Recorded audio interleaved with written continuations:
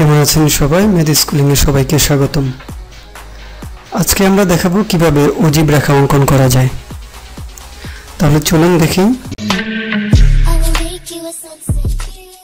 প্রথমে আমি একটি সারণী নিলাম। আমি দেখাবো এই সারণী থেকে কিভাবে অজীব রেখা অঙ্কন করা যাবে। অজীব রেখা অঙ্কনের জন্য আমি প্রথমেই ক্রমযোজিত গণসংখ্যা নির্ণয় করলাম এবং একটি গ্রাফ পেপার নিলাম। গ্রাফ পেপারে x অক্ষ এবং y অক্ষ অঙ্কন করলাম। x অক্ষ বরাবর শ্রেণীর উচ্চ সীমা বসাবো এবং y অক্ষ বরাবর ক্রমযোজিত গণসংখ্যা বসাবো।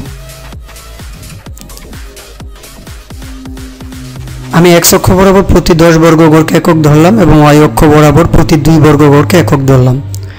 সেটা আপনি আপনার ইচ্ছা মতো একক ধরে বসাতে পারবেন প্রয়োজন মতো।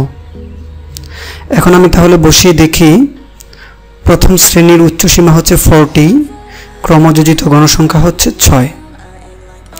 আমি এককগুলো হিসাব করে বসালাম, এই বিন্দুটি পাওয়া গেল। অনুরূপভাবে আমি পরবর্তী বিন্দুগুলো বসালাম। এখন একটি বিন্দুর সাথে আরেকটি বিন্দু আমি স্কেল দিয়ে রেখা টেনে যোগ করলাম।